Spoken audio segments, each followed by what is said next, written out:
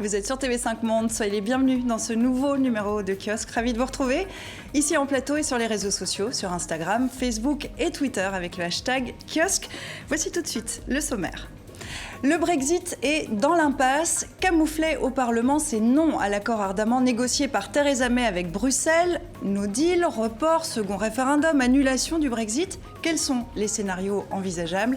Ce vote ouvre-t-il de nouvelles perspectives?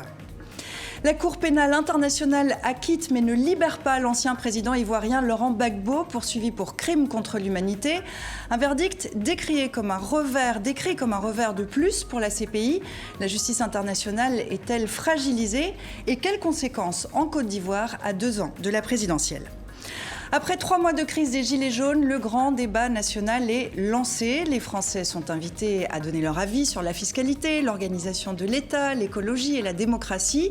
Marketing politique ou réelle volonté de dialogue du président Macron? On en parle tout de suite avec nos kiosqueurs et nos kiosqueurs du jour. Les voici. Denise Epoté, directrice Afrique de TV5 Monde et journaliste. Vous présentez l'émission hebdomadaire « Et si vous me disiez toute la vérité » sur l'actualité du continent africain. Soyez la bienvenue. John Henley, journaliste au quotidien britannique The Guardian, en charge des questions européennes. Vous êtes de retour à Paris, où vous avez été en poste pendant 10 ans, jusqu'en 2007. Yves Tréhard, éditorialiste et directeur adjoint de la rédaction du Figaro. Une longue carrière dans la presse hexagonale depuis une vingtaine d'années au grand quotidien français de droite. Et puis Yann Mince, rédacteur en chef de la rubrique internationale du magazine Alternatives économiques. Vous étiez précédemment chef adjoint du service Monde au quotidien La Croix, essayiste et aussi l'auteur de plusieurs livres pour enfants. Merci à vous 4 d'être avec nous en plateau pour faire un tour de l'actualité et nous livrer votre analyse. Après des mois d'âpres négociations avec Bruxelles, à 2 mois et demi de l'échéance du Brexit, mardi soir, le projet d'accord sur la sortie de l'Union européenne a été pulvérisé par les députés britanniques. Order. Silence. Order. Silence.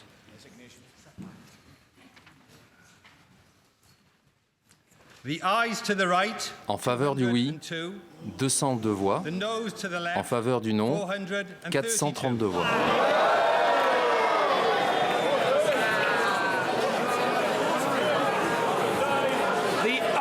Donc, en faveur du oui, 202 votes. Silence. En faveur du oui, 202 votes. En faveur du non, 432 votes. Donc le non l'emporte. Le non l'emporte. La parole est à Madame la Première ministre. Merci, Monsieur le Président. La Chambre des communes a tranché et le gouvernement va l'écouter. Il est clair que la Chambre ne soutient pas l'accord, mais le vote d'aujourd'hui n'éclaire en rien sur ce qu'elle soutient. Rien sur comment elle compte honorer, ou même si elle compte honorer la décision que le peuple britannique a prise lors d'un référendum que ce même Parlement avait choisi d'organiser. Alors, chers kiosqueurs, je vous propose maintenant de sortir vos boules de cristal tant ce vote a jeté l'incertitude. On ne sait plus trop où on en est. On va évidemment essayer de faire un point, passer en revue les hypothèses possibles. John, pourquoi d'abord les députés ont massivement rejeté ce texte? Parce que c'était un accord qui ne plaisait à personne. Ça ne plaisait pas à ceux qui ont voté pour le Brexit parce que ça n'allait pas assez loin, ça laissait la Grande-Bretagne trop attachée à l'Union européenne. Et pour ceux qui opposent le Brexit, c'était évidemment bien pire que de rester dans l'Union européenne. Ça ne donnait aucun des avantages d'être vraiment sorti, etc. Alors, le Brexit est-il mort? C'est la question posée par le tabloïd The Sun qui titrait cette semaine « Brextinct », l'extinction du Brexit, au même titre que cet oiseau que vous voyez là, le dodo. Est-ce que ce vote ouvre de nouvelles perspectives? En théorie, oui. Il y a plusieurs options qui sont ouvertes, mais elles sont vraiment qu'à moitié ouvertes. Il va falloir que plusieurs choses se passent avant qu'on arrive à une solution. Et tout d'abord, il va falloir trouver une solution qui sera vraiment acceptable est susceptible d'avoir une majorité dans la Chambre des communes. Il va falloir que le gouvernement passe vraiment par le Parlement, parce que s'il y a une chose qui est claire après tout ça, c'est que pour l'Union européenne, pour les 27, ils ne vont plus recevoir Madame May avant, si elle n'arrive pas avec une solution qui est réaliste et qui est susceptible vraiment de... Et donc un plan B qui doit être présenté lundi au Parlement. Yves. Oui, non, il faut être résolument et raisonnablement pessimiste. Je crois que d'ici à lundi, ça me paraît fort peu probable. Il faut peut-être rappeler à nos téléspectateurs que la date butoir, normalement, c'est le 29 mars, et que d'ici au 29 mars, comme le dit John, c'est un tel foutoir dans la classe politique, c'est pas spécifique à la Grande-Bretagne, c'est à peu près le cas dans tous les pays d'Europe, mais en Grande-Bretagne, c'est sur le Brexit que ça bute, et on voit bien que tous les camps, quasiment, sont divisés. Parce que M. Corbyn, on ne sait même plus trop ce qu'il pense, M. Corbyn, maintenant. Il était plutôt favorable à un nouveau référendum. Ces troupes ne suivent pas. Non, ce qui est sûr, si vous voulez, c'est que la balle est dans le camp, me semble-t-il, de Londres, néanmoins. Parce que ce qui est important, et ce qu'il faut dire depuis le vote de cette semaine qui a repoussé l'accord, c'est que et Mme Merkel et M. Macron, qui sont les deux principaux interlocuteurs, encore pour le moment, eh bien, disent on peut peut-être pousser au-delà du 29, c'est-à-dire trouver l'accord. Ouais. C'est ça qui est... Mais ce qu'il faut dire quand même, c'est que cette histoire, et si c'est un thermomètre qui montre combien la Grande-Bretagne est malade.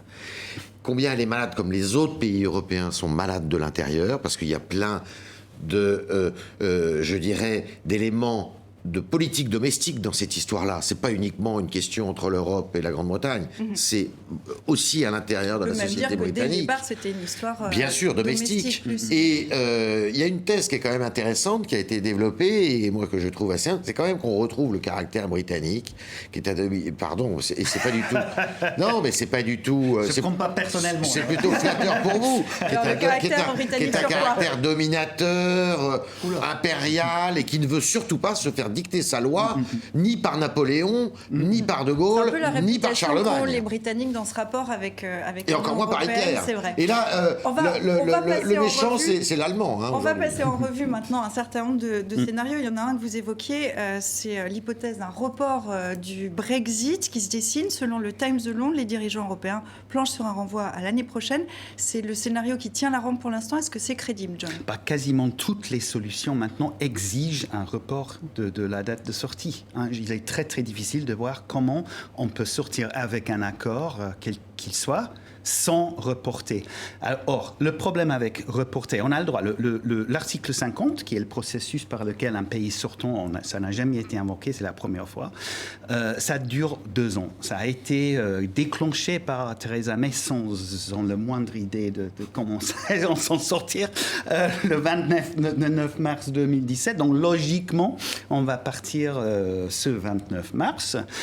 Sauf qu'il existe une clause, et le pays sortant peut demander aux autres la permission. Voilà.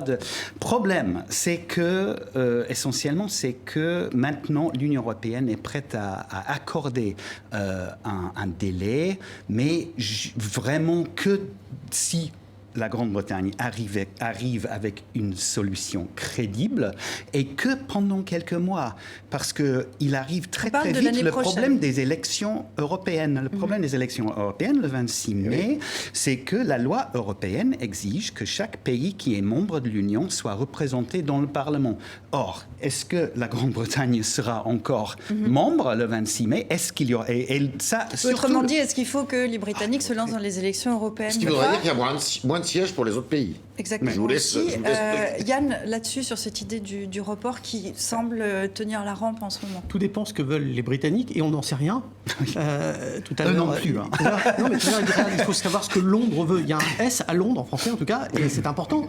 Parce qu'il y en a qui veulent un deuxième référendum, il y en a qui sont prêts à un no deal, pas très nombreux, mais il y en a qui disent on peut partir sans accord. Il y en a qui veulent un accord de plus de proximité, et d'autres qui veulent un accord de moindre proximité. Et ce que Corbyn veut, à mon avis, il s'en fiche, lui, ce qu'il veut, c'est des élections contre parce qu'il espère gagner le pouvoir. Donc là-dedans, comment est-ce qu'on fait le contenu d'un accord négociable? Moi, je suis d'accord, les Européens sont prêts effectivement à reporter la date, mais à condition qu'on leur propose quelque chose qui tient la route. Les deux seules hypothèses qui exigeraient et qui donneraient un espoir vague, c'est l'organisation d'élections. Parce qu'effectivement, à ce moment-là, il faudrait savoir qui a gagné et qui a gagné pour négocier éventuellement un nouvel accord. Et c'est là-dessus que joue Corbyn en disant, s'il y a des élections, je gagne, les travaillistes, et je vais négocier un accord. Et ce sera un accord de plus grande proximité, mais quand même de sortie. Corbyn lui-même ne veut pas de référendum. Lui, ce qu'il veut, c'est le pouvoir et un accord de plus grande proximité que ce qu'a proposé Theresa May. Et l'autre hypothèse, c'est un deuxième référendum. Mais pour l'instant, il n'y a pas beaucoup de gens qui le défendent ouvertement dans les deux principaux partis politiques. Il y a quelques Tories qui seraient prêts, il y a des Labour qui seraient prêts, mais il n'y a pas tant que ça de gens qui sont prêts à faire un référendum. Mais à un moment... Mais on voit bien aussi que Theresa May a échappé de quelque peu à la motion de censure. Donc, provisoirement, à mon avis. Provisoirement, donc, même si c'est provisoirement, on voit bien qu'il n'y a pas beaucoup de candidats pour la remplacer maintenant et reprendre la patate chaude de la gestion du Brexit. Le danger, c'est que les deux principaux partis, les conservateurs et Labour, continuent, juste Corbyn, il continue de poser des motions de défiance, de censure, et Theresa May, elle continue de revenir à la Chambre des communes avec le même deal. Elle n'espère pas pour l'instant. Mais il y a un moment, il faudra qu'elle arrête de revenir avec le deal. Il y a un moment, il faudra qu'elle démissionne. Il n'y a pas de choix. Si lundi, elle revient avec globalement le même accord, parce que je suis d'accord avec Yves, qu'est-ce qu'ils vont négocier en 3 jours? Rien, ils ne peuvent pas rien. Et surtout, s'ils négocient quelque chose, il faut que les Européens disent « Ah, c'est intéressant ». Si les Européens disent « C'est nul votre truc », il n'y aura pas de négociation. On va passer en revue une autre hypothèse qui est celle du no deal, c'est-à-dire pas d'accord. Jamais le risque d'un no deal n'a paru aussi élevé. C'est ce que déclarait Michel Barnier cette semaine, le négociateur en chef de l'Union européenne pour le Brexit. Est-ce qu'il a raison? Oui, je pense qu'il a bien raison parce que no deal, c'est maintenant l'option par défaut. C'est-à-dire qu'il va falloir que les Anglais se mettent d'accord sur un alternatif à no deal. Et on voit bien à quel point ils sont capables de se mettre d'accord. Sauf à jouer les élections ou le deuxième référendum, ce qui serait une façon de sortir. Mais no deal, ce serait vraiment dramatique. D'ailleurs, la France, cette semaine, c'est vraiment dramatique. C'est toujours présenté comme le cas de figure le plus dramatique. On est toujours d'accord là-dessus. C'est difficile d'exagérer l'impact d'un no deal. Je pense que c'est vraiment... La France s'y prépare. On a appris ça cette semaine. Ils sont en train de travailler pour un no deal. De 50 millions. Ça veut dire quoi? Égoïstement et hypocritement, pour la France, c'est peut-être pas ce qu'il y a de plus mauvais. Si vous voulez, plutôt qu'un mauvais accord. À long terme, peut-être. À court terme, c'est dramatique pour tout le monde. Mais à long terme, c'est dramatique. Le fait que la Grande-Bretagne, même si elle était un pied quand même pas tout à fait, les deux pieds dedans, elle n'était pas les deux pieds dedans. Il faut quand même rappeler à nos téléspectateurs qu'elle n'était pas dans Schengen, qu'elle n'était pas dans l'euro, qu'elle avait toujours un régime spécial. Mais bon, tout le monde s'accordait et s'accommodait de cette chose-là. No deal, moi j'ai très peur pour ce magnifique pays qui est quand même le phare de la démocratie dans le monde à l'origine, et que ce pays aille vers une paupérisation qui nous rappelle les pires heures des années 70, quand la Grande-Bretagne a vu ses services publics pas entretenus qui partaient à volo.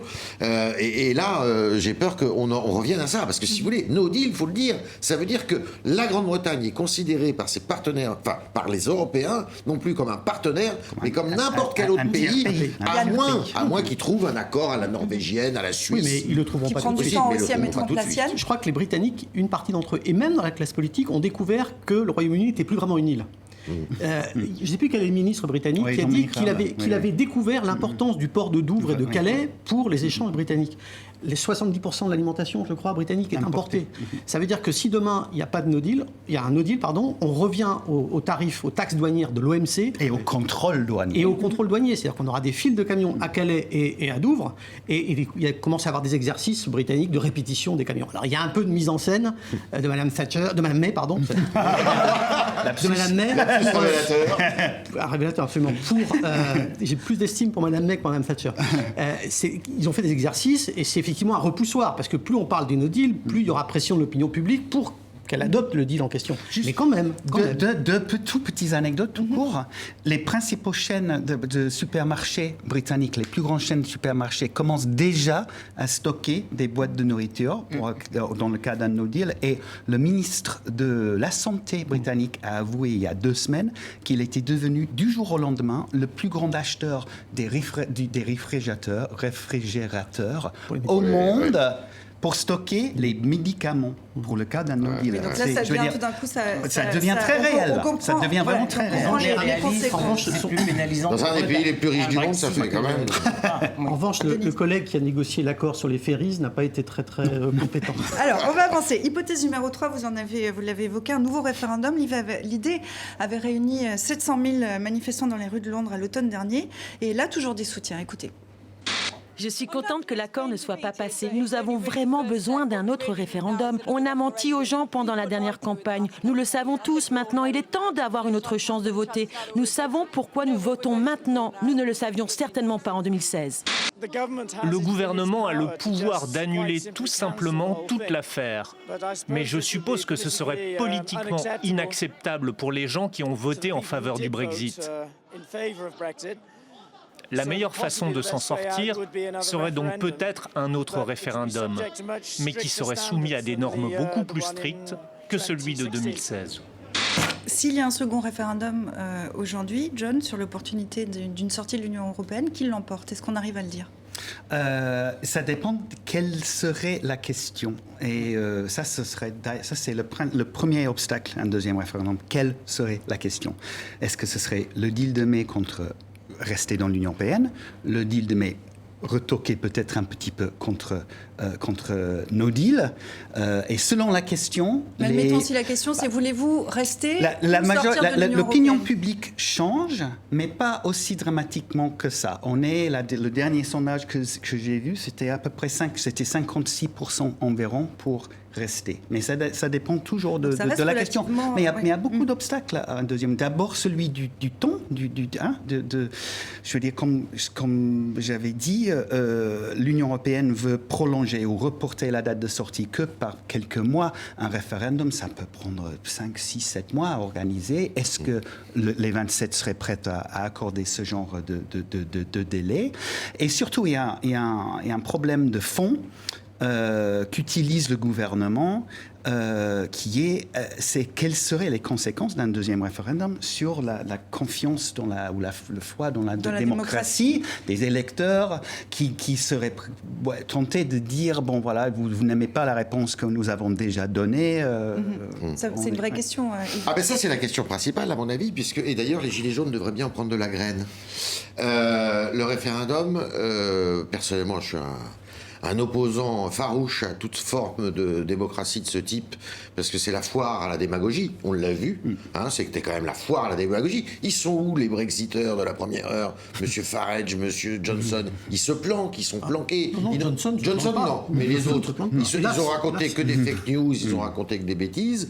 C'est toujours un référendum, sauf si on est dans un pays scandinave, en Suisse et tout ça, c'est toujours quand même la foire aux passions. Quand la raison ne parle plus, eh bien voilà, et le peuple, pardonnez-moi de l'expression, mais le peuple britannique aujourd'hui, peut-être pas dans sa majorité, mais une bonne partie, se sent cocu de cette histoire-là. Dans tous les cas, il est cocu, parce que si ils sont toujours pro-Brexit et qu'ils n'y arrivent pas à ce Brexit, eh ben, ils n'auront pas eu satisfaction. Et s'ils se rendent compte qu'ils ont été trompés, eh bien, voilà.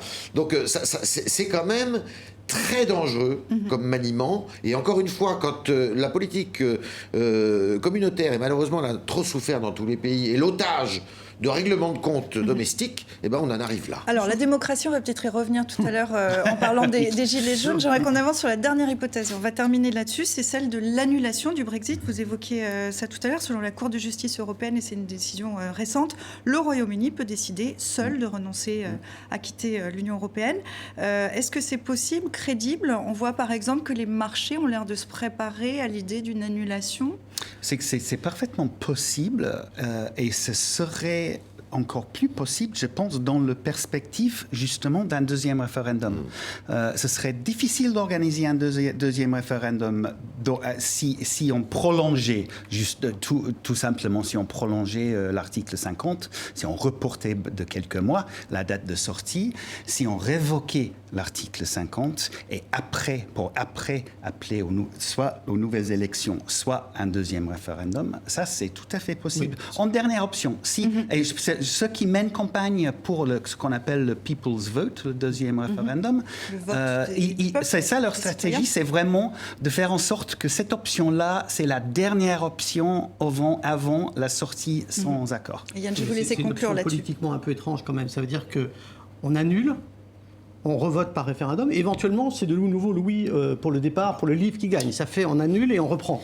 Politiquement, c'est un peu... Là, du coup, je sais pas pour la démocratie, mais pour l'image du Royaume-Uni, c'est pas terrible en ce qui concerne les relations internationales. Il y a quand même, on constate quand même qu'aujourd'hui, le maire de Londres est favorable à un deuxième référendum. Il y en a beaucoup. Il fait partie des personnes Mais qui appellent à un référendum. Le problème, c'est qu'il y en a peut-être un tiers des députés qui soutiennent un deuxième référendum. Et ça, c'est le cœur du problème, c'est qu'il n'y a pas de majorité pour aucune solution. Pas de majorité pour no deal, pas pour deuxième référendum, pas pour élection, pas pour le deal de mai, pas pour rien. Et pour aujourd'hui, il va falloir qu'on s'arrête là. Mais la bonne nouvelle, c'est que ça feuilletonne et qu'on va reprendre ça dès lundi, puisqu'on le disait, Theresa May doit présenter un plan B. On se demande quand même bien lequel. Là, en tout cas, elle a décidé de discuter quand même un peu avec l'opposition à la Chambre des communes qu'elle avait un petit peu snobé, on peut dire ça. Donc voilà, voyons ce que vont donner ces discussions. On en vient maintenant à ce verdict retentissant cette semaine de la Cour pénale internationale.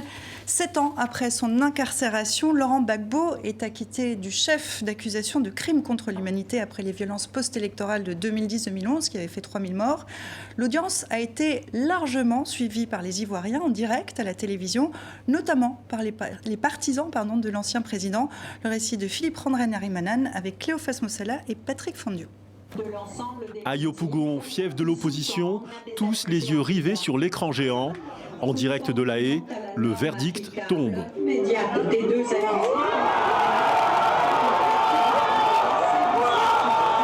Laurent Gbagbo acquitté par la Cour pénale internationale, à l'instar de Charles Blé Goudet.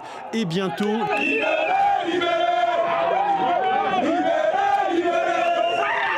Et cette fois-ci, ce n'est plus une fausse rumeur. Liesse populaire dans les rues, les militants du FPI de l'ancien président se lâchent, ivres de bonheur.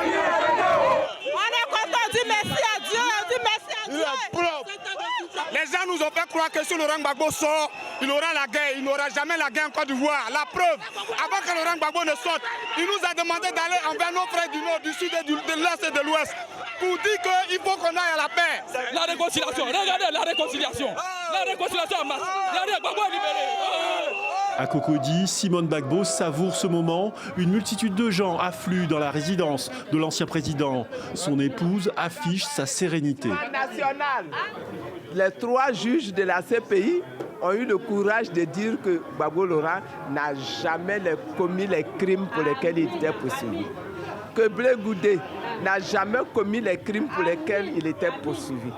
Et qu'il mérite de reprendre la vie où il avait laissé, pour la continuer, pour le bonheur des Ivoiriens.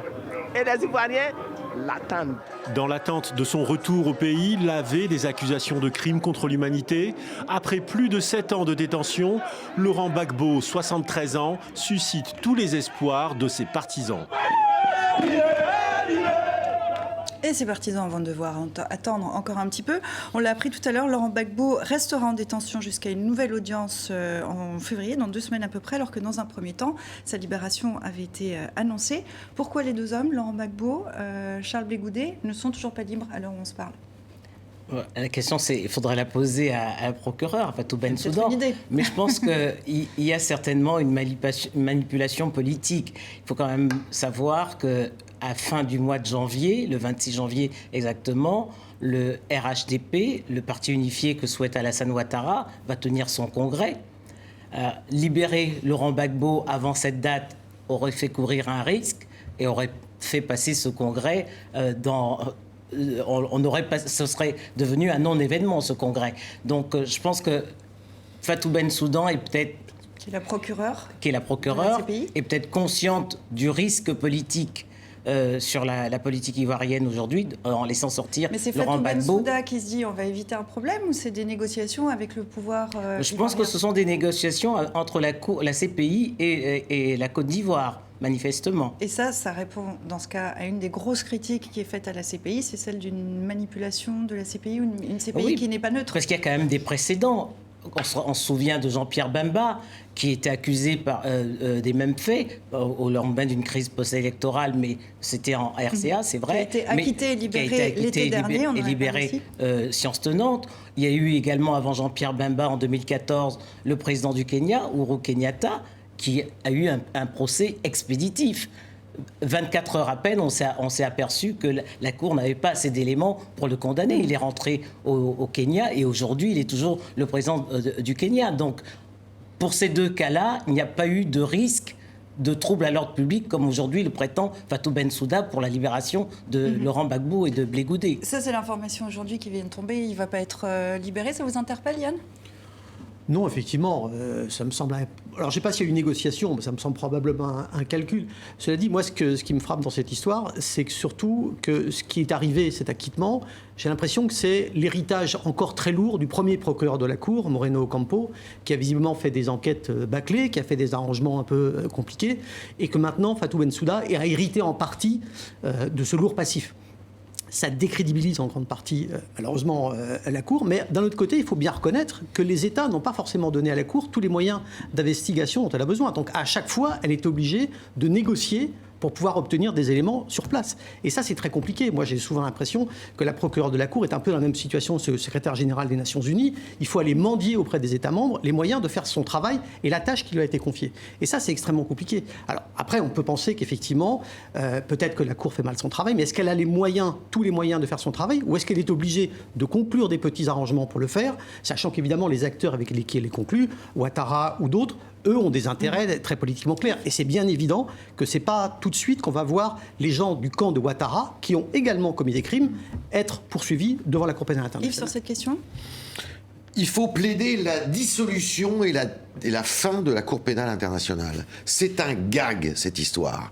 Il faut laisser les peuples qui ont leur propre souveraineté juger les leurs. Alors vous allez me dire, dans le cas de Laurent Gbagbo, ça aurait probablement créé un trouble énorme qu'il soit jugé dans son pays quand on connaît le niveau de tension. Néanmoins, son épouse, Simone Gbagbo, a été jugée sur place. Et d'autres responsables du camp de M. Gbagbo ont été jugés dans son pays. Vous allez me dire, c'était bien difficile de juger les génocidaires du Rwanda à Kigali peu de temps après les faits. Certes, mais ce qu'on sait en tous les cas, Yann l'a dit, les documents, vous pensez bien que les États en question, s'il y a Cour pénale internationale pour certains dirigeants, c'est que les États en question ont à leur tête des opposants à ceux qui sont à la Cour pénale internationale. Donc ils vont donner que des éléments qui sont des éléments à charge. Alors je vais aller très loin. Mais du coup, ils les ont pas donnés. Ils les ont pas donnés. Et je vais vous dire pourquoi ils les ont pas donnés. Parce que dans cette histoire que j'ai suivie de très près, moi, en son temps, les deux camps méritaient, de ce point de vue, la Cour pénale internationale. Des exactions très graves ont eu lieu, à la fois dans le camp des nordistes, pour faire schématique, parce que c'est un peu plus compliqué que ça, de M. Ouattara, et des sudistes de M. Gbagbo. Et ce qu'il faut... Et alors, il y a eu, Denise a rappelé les échecs patents du passé, avec Uhuru Kenyatta, qui montrent que cette Cour, finalement, depuis qu'elle a existé, n'a jamais réussi à condamner quelqu'un. Denise, on l'a dit. Oui, enfin, alors, Yann, je vous laisse revenir là-dessus. Mais elle a condamné Bouga, elle a condamné le djihadiste malien. Elle n'a pas fait rien. On quand même pas oui, enfin, elle n'a pas fait grand-chose. Denise, on dit cette Cour, donc, instrumentalisée, partiale, raciste. Est-ce que ces critiques sont justifiées ? Aujourd'hui, oui. Les exemples sont là. On a vu... Aujourd'hui, les seules personnes qui ont été amenées, qui ont été traînées devant la Cour sont des Africains, en dehors de l'ex-dirigeant yougoslave. Milosevic. En dehors de Milosevic, que des Africains. Même le président du Soudan, qui est recherché, qui n'a toujours pas été traîné devant la Cour pénale, et aujourd'hui... Une épée de Damoclès lui pend sur la tête. Est-ce que ça marche, cette épée de Damoclès, quand même ? Elle ne marche pas parce que tous les pays dans lesquels le président du Soudan s'est rendu ont refusé de le transférer à la Cour pénale. Et on va reprendre M. John d'abord. Dire, en tout ça, il ne faut pas perdre de vue les victimes, hein, et l'idée de justice pour les victimes. C'est quand même 3000 morts, hein, 1 million de personnes déplacées, qui, pour l'instant, avec cet acquittement et avec les pardons qui ont eu lieu, si je ne me trompe pas, l'année dernière en Côte d'Ivoire, ils n'ont aucune perspective de voir la justice.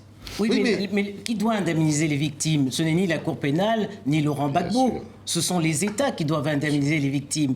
Et comme vous le rappeliez si bien, le 6 août dernier, tous les acteurs de la crise post-électorale ont été amnistiés. Tous, à l'exception des 60 militaires. On va reprendre, pardonnez-moi Yves, on va reprendre sur cette histoire de justice internationale du point de vue du continent africain, puisque l'Union africaine, il y a 2 ans, avait massivement appelé au retrait d'un certain nombre de pays. On se souvient que le premier à se retirer, c'était le Burundi, mais la question divise sur le continent. Et puis, il y a cette idée de Cour africaine de la justice et des droits de l'homme qui est supposée prendre le relais de la CPI. On en est où avec ce projet-là?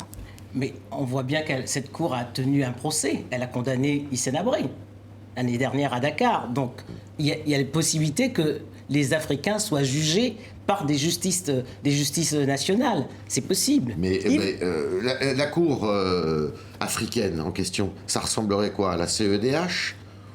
J'en doute. Et d'ailleurs, la CEDH, est-ce qu'il faut... Cour européenne des droits de l'homme. La Cour européenne des droits de l'homme, est-ce qu'elle est tolérable dans sa formule actuelle? Je ne sais pas. Ce que je peux vous dire, en tous les cas, c'est qu'effectivement, il y a, à part M. Milosevic et quelques autres, il n'y a que les Africains qui sont allés devant la Cour pénale internationale. Et pourquoi? M. Trump ne pourra jamais aller devant la Cour pénale internationale parce que les Américains n'ont pas signé. Monsieur, les responsables israéliens ont toujours refusé de signer et d'adhérer à cette Cour pénale internationale. Donc, de toute manière, ni la Russie, ni la Chine. Donc, de toute manière, c'est anormal.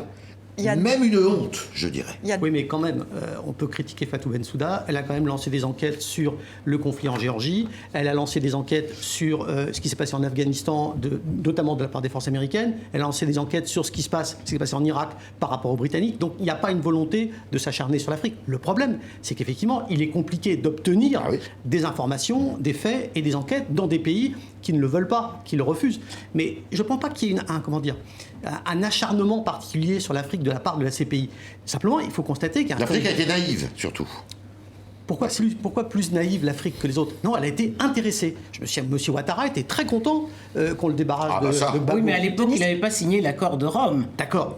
En attendant, Gbagbo a été transféré. En attendant, je ne l'ai pas entendu, Ouattara, jusqu'ici, beaucoup critiqué la Cour pénale internationale. Mais il a quand même annoncé qu'au plus aucun Ivoirien ne serait transféré à la Cour pénale. On est bien d'accord. Et il a jugé Simone Gbagbo sur place, etc. Mais et quand il même, l'a amnistié. Et il l'a amnistié. Mais il l'a amnistié par intérêt. Il l'a amnistié par calcul politique. Oui, bien sûr. La difficulté, c'est qu'on est sur ce que je disais tout à l'heure, il faut avoir la coopération de gens, ce que disait Yves, qui sont souvent d'anciens rivaux, des opposants de ceux qui ont été envoyés à la Cour. Comment voulez-vous obtenir la coopération? Tant qu'il n'y aura pas de moyens d'investigation propres de la Cour pénale internationale, et ceux que, évidemment, les États ne lui concéderont pas, parce qu'ils auront trop peur que ça se retourne contre elles. Donc on est dans la logique du système onusien. Pourtant, on a toujours pensé qu'une justice supranationale aurait plus de moyens que les justices nationales. Oui, mais une justice supranationale, c'est une justice faite par des États membres. Parce qu'on voit que la CPI, là, c'est compliqué. Il y a une solution. Il y a une solution. Ce sont des cours ad hoc. C'est-à-dire que ce ne sont pas des cours constitués comme la Cour pénale internationale, mais vous pouvez très bien constituer un tribunal spécial des tribunaux pour une problématique. ad hoc. Alors après, c'est compliqué. Pour le génocide du Rwanda. Ce sera même pour la RCA actuellement. C'est ce qui s'est passé aussi d'une certaine façon après la Deuxième Guerre mondiale. Hein. Mais pour ça, il faut effectivement beaucoup travailler, beaucoup de temps, mettre les parties d'accord. C'est compliqué. Le calcul sera exactement le même. Ce seront des tribunaux ad hoc faits par des États. Le problème, c'est quand on est dans une société internationale structurée par les États et qu'il n'y a pas aucune organisation internationale qui ne soit pas constituée par des États. Or, les États sont des monstres froids qui ont des intérêts et qui donc sont pour la justice en principe, sauf quand ça les touche trop directement. Est-ce que ça serait pas le rôle de l'ONU? Ne pas faire autrement. L'ONU, bien sûr que l'ONU est derrière ça, mais vous avez vu que l'ONU, ne serait-ce que pour garantir la paix, elle a bien du mal. Elle a bien du mal parce que les États membres... Parce que le droit international, de toute manière, n'existe pas en dehors de ce que les États en font. C'est pas une règle qui s'impose à tout le monde. Le droit international ne s'impose qu'à ceux qui veulent bien qu'on le leur impose. Donc, c'est très compliqué. Denis, si on revient à la situation maintenant, aux conséquences en Côte d'Ivoire, se pose la question de la réconciliation. Vous évoquiez les victimes. Se pose la question de la réconciliation. Quelles conséquences la libération prochaine, peut-être, en tout cas l'acquittement de Laurent Gbagbo, peut avoir sur la question de la réconciliation nationale, qui n'est pas réglée? Qui n'est pas réglé, mais il faut rappeler que tous ces acteurs, les 3 acteurs principaux de la scène politique ivoirienne depuis 30 ans, que sont Alassane Ouattara, Laurent Gbagbo et Henri Konan Bédié, tous aujourd'hui appellent à la réconciliation nationale. Alassane Ouattara avait créé il y a 3 ans la commission Vérité, Dialogue et Réconciliation, qui malheureusement n'a pas pu terminer toutes ses recherches. Bédié aujourd'hui appelle à la réconciliation. Il a même dit qu'il était prêt à créer une plateforme avec Laurent Gbagbo s'il était libéré. Laurent Gbagbo lui-même aussi appelle à la réconciliation. Mais est-ce qu'on sait ce qu'il pense, même par rapport à l'échéance politique qui arrive dans 2 ans, dans moins de 2 ans, il y a une élection présidentielle. Je ne sais Comment pas, il peut se positionner? Celui qui doit être le plus contrarié, je pense que ça doit être Guillaume Soro, parce que lui, il aura bien vu rafler la mise une fois que Ouattara n'était plus là. Là, maintenant, ça va devenir plus difficile. Mais rien ne dit que Laurent Gbagbo va se relancer en politique. Rien ne le dit. Moi, je pense que la priorité pour Laurent Gbagbo, c'était que son honneur soit lavé, avec cet acquittement salé. Mais maintenant, revenir dans le jeu politique, j'en suis pas sûr, mais il reste la figure tutélaire du Front populaire ivoirien. Et je pense que son retour va permettre de rassembler les fractions dissidentes du FPI, qui se sont disloquées juste au moment de son arrestation, avec le retour notamment de son ancien Premier ministre. Mais la volonté d'aller aux élections en 2020, je ne suis pas sûr qu'il y ait aujourd'hui. Il faut ajouter que Laurent Gbagbo, en 2 mots, c'est une figure très singulière de la politique sur le continent africain en général. Ça a toujours été un opposant de la première heure de Houphouët-Boigny, qui a toujours un comportement politique irréprochable de ce point de vue. Il n'a jamais godillé, il a toujours été droit dans ses bottes, si vous me permettez l'expression. Et c'est vrai qu'il y a une responsabilité quand même de la France, il faut le dire, quand il était président de la République, qui n'a pas, de mon point de vue, eu l'attitude qu'elle aurait dû avoir, même si elle a pu éviter un bain de sang, elle n'a quand même pas eu vis-à-vis de Gbagbo l'attitude qu'elle aurait dû avoir. En conclusion rapide, vous vouliez réagir? Rappeler que Gbagbo au pouvoir, il a manipulé l'ivoirité, il a manipulé tout un tas de concepts xénophobes qu'il a fait délibérément, et qu'il ne faudrait pas oublier quand même que même s'il n'a pas de responsabilité pénale, il a une responsabilité politique dans les 3000 morts, en tout cas partielle, avec d'autres, mais quand même dans... Et Konan Bédié aussi. Et Laurent Gbagbo, et Ouattara et Soro. Et Laurent Gbagbo, qui, on l'apprenait aujourd'hui, donc reste momentanément en prison. Si vous nous rejoignez maintenant, soyez les bienvenus dans Kiosque. On continue à passer en revue l'actualité de la semaine avec Denise Epoté de TV5 Monde, John Henley du Guardian, Yves Tréhard du Figaro et Yann Mince d'Alternatives économiques. Après 3 mois de crise des Gilets jaunes en France, le grand débat national est lancé. Le coup d'envoi a été donné mardi par le président Emmanuel Macron, qui auparavant a fait part de ses intentions par écrit.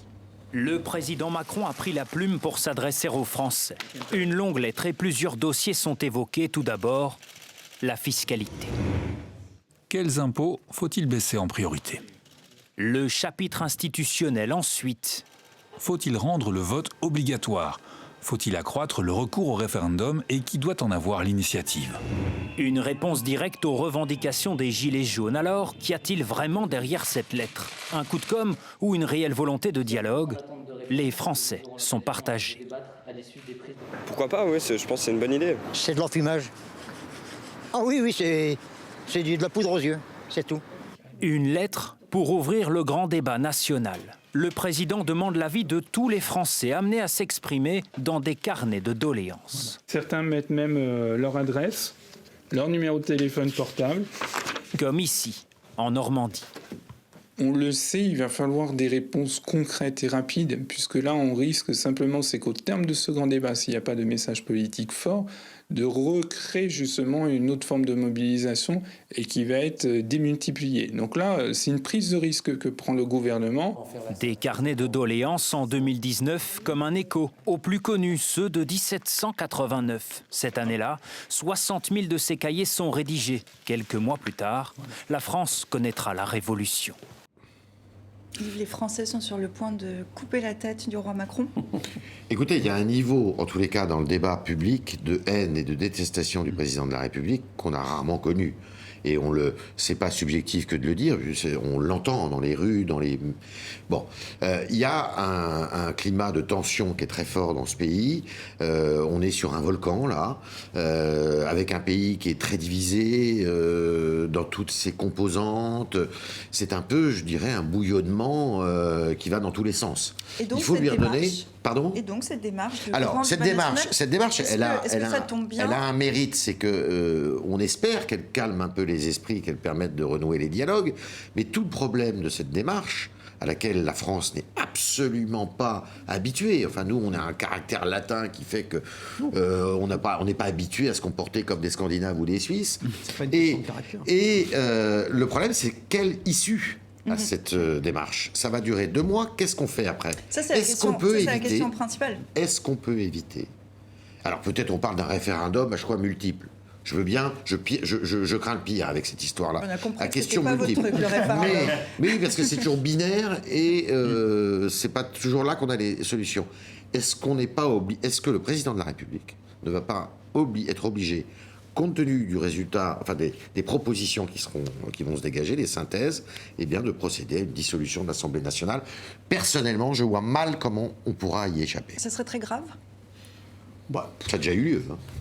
Oui, puis surtout, contrairement à Yves Tréhard, je pense qu'il n'y a pas que Macron qui est discrédité. La classe politique est discréditée. Bien sûr, j'ai pas dit ça. C'est l'ensemble de la classe politique. Mais du coup, la perspective d'une dissolution pour ramener les mêmes, je ne suis pas sûr que ça va beaucoup enthousiasmer et beaucoup calmer les gens dont une partie, effectivement, sont très échauffés.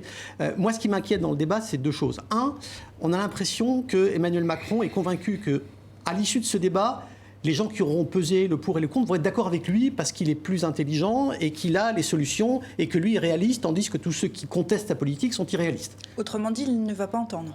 Je crains qu'il n'entende pas. Je crains qu'il n'entende vraiment pas parce que ça n'est pas, ça n'est pas sa posture, ça n'est pas son attitude par rapport au pouvoir. Il est convaincu que le pouvoir, c'est ceux qui savent, ceux qui ont compris, ceux qui sont réalistes et que c'est pas des choix politiques, c'est pas on fait tel sacrifice. Non, il pense qu'il y a une seule solution de s'en sortir et j'ai très peur de ce point de vue-là que ça n'aboutisse pas et j'ai très peur qu'il tire des conclusions lui-même ou que l'exécutif, le pouvoir exécutif tire des conclusions et dise voilà, c'est ça et ça et ça les points importants. Je ne crois pas que ça suffira. Si effectivement les gens participent, s'il y a beaucoup de doléances, de propositions, etc., je pense qu'à ce moment-là, il faudrait faire quelque chose qui n'a encore moins dans la culture politique en France que ce grand débat, qui est une assemblée de citoyens tirés au sort, qui reprennent toutes ces doléances et qui en fassent quelques propositions concrètes. En gros, que ce ne soit pas le pouvoir exécutif qui dise ce qui est sorti du débat, mais que ce soit des citoyens tirés au sort. Les Irlandais l'ont fait et c'est ça qui a amené par exemple le référendum sur le mariage pour tous ou sur l'avortement, alors que tout le monde pensait que la société irlandaise était beaucoup trop conservatrice. S'il n'y a pas un filtre après le débat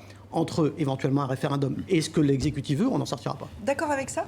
Moi, je crois que c'est vrai que cet exercice de catharsis, parce que c'est presque un peu ça, va faire beaucoup de bien aux Français. Mais est-ce que cette grogne sociale va permettre d'aboutir à un nouveau projet politique ? Un pacte, comme le dit lui-même Emmanuel Macron, ça j'en suis moins sûr. Et comme le rappelait Yann, que va-t-on faire de ces doléances ? Parce que personne ne sait aujourd'hui qui aura la main pour décider du choix et des priorités dans les doléances que vont soumettre les Français. Mais est-ce que quand même, dans cette situation qui est bloquée depuis 3 mois, donc j'entends vos réticences, en tout cas votre questionnement, mais est-ce que quand même l'idée de proposer ce grand débat n'est pas une bonne idée ? Est-ce que peut-être il peut en sortir quelque chose de bon ? Mais il n'avait pas le choix. Le président de la République n'avait pas le choix. Il aurait pu dissoudre tout de suite. Oui, il aurait pu dissoudre tout de suite, mais il n'avait pas le choix. On voit bien que, et ce qui est terrible, c'est que ce grand débat ne mettra pas un terme aux manifestations et au rendez-vous du samedi. Les rendez-vous du samedi vont continuer, ils vont aller jusqu'au bout. Les jusqu'au-boutistes seront dans la rue, ça c'est évident. Le problème, si vous voulez, pour le président de la République, c'est que il est tout seul. Il est absolument tout seul, ça je le reconnais. La fameuse verticalité les autres, il adore ça. Mais c'est aussi cet avantage pour lui d'avoir un rapport direct au peuple, c'est qu'il n'y a plus d'amortisseurs, si vous voulez. Et il est tout seul face à eux. Et on se retrouve un peu comme en 1788, si vous voyez ce que je veux dire. Alors qu'au départ, lui-même avait mis en avant le rôle que pouvait jouer la société civile. Bien sûr. Ça, c'était avant d'être élu.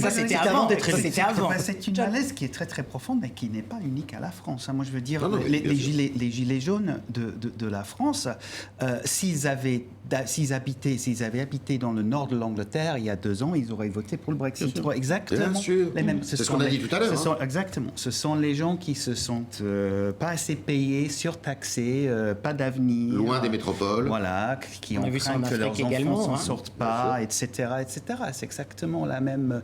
Mais moi, mon problème, je redoute, c'est qu'il y a une telle crise de confiance dans le système politique dans l'ordre démocratique de s'en sortir, que moi je ne vois pas trop comment un processus, même si en théorie c'est une très très bonne idée de laisser les gens s'exprimer, si ce n'est pas canalisé et que eux-mêmes se sentent pas finalement avoir été entendus et qu'on a agi sur leurs propositions. De ce point de vue-là, l'idée de confier l'organisation du débat à 2 ministres, je trouve, c'est désastreux. C'est désastreux. Même s'il y a 5 garants qu'on a en dessous, 2 ministres, ça veut dire que le pouvoir exécutif a la main sur le débat. Mais ça, c'est pas la démocratie. Ce qu'on constate, c'est qu'effectivement, ce malaise qui existe en France, il existe en Grande-Bretagne, il existe en Italie, il existe d'une certaine façon en Allemagne, enfin dans toute la vieille Europe, on le voit, ce malaise. Pourquoi c'est violent en France ? C'est physiquement violent en France. Pourquoi ? Eh bien, c'est dû principalement à nos institutions. Parce que nos institutions, qui ont été imaginées par le général de Gaulle et réformées par Jacques Chirac avec le quinquennat, qui a fait plus de mal, me semble-t-il, que du bien, eh bien, c'est le rapport d'un homme, il n'y a jamais eu de femme, d'un homme et d'un peuple. Et quand ça bloque, mais il n'y a pas d'issue. Alors que dans les autres pays, où on a des coalitions, où on a, je ne dis pas que le malaise n'est pas moins profond, mais il faut aller dans le compromis. On arrive à plus de compromis, même si c'est long, même si c'est compliqué, alors qu'en France, ça vire tout de suite au rapport de force physique. Et de ce point de vue-là, Macron s'est tiré de dans le pied avec son jupitérisme, etc. Et sa réincarnation de la figure du roi et toutes les sottises qu'il a entendues dimanche. Il a creusé le début de sa tombe, si je puis dire. On va se rendre, on va écouter des Français quand même, on va se rendre dans ce village, une petite ville de Bretagne, c'était hier soir, écoutez.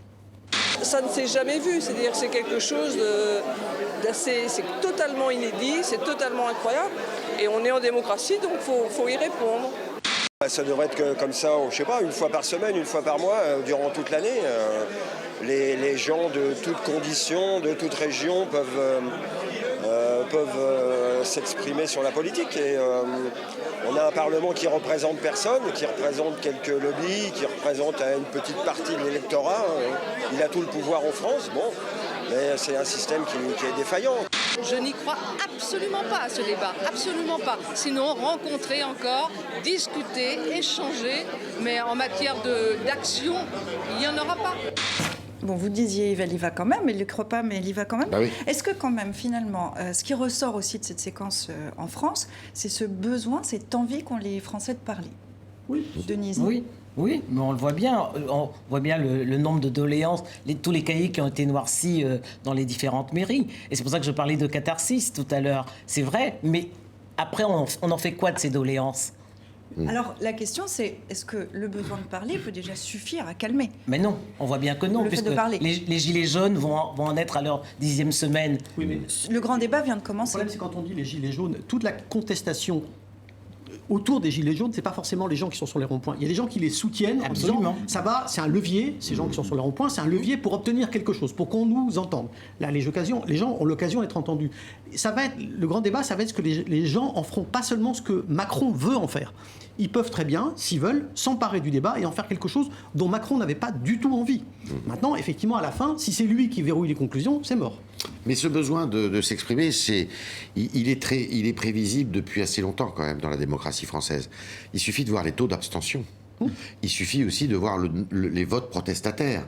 Et les taux d'abstention, je vous rappelle quand même qu'au deuxième tour des législatives dernières, c'est-à-dire en 2017, moins d'un Français sur 2 a voté. C'est terrible. Alors vous allez me dire, aux États-Unis, ça fait bien longtemps que c'est comme ça. Oui, mais les États-Unis, c'est les États-Unis. En France, c'est un peu différent.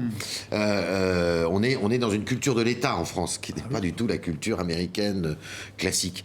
Et donc, et puis il y a une défiance. La récente étude du CIVIPOF, qui est un organisme d'études politiques pour l'Institut d'études politiques de Sciences Po, a montré que la défiance est ravageuse. C'est-à-dire que les Français ne croient plus en leurs hommes politiques, ne croient plus en leurs journalistes, alors là c'est pire que tout, les chefs d'entreprise, il n'y a que finalement les responsables de proximité, que sont les maires et 2 ou 3 autres les associations.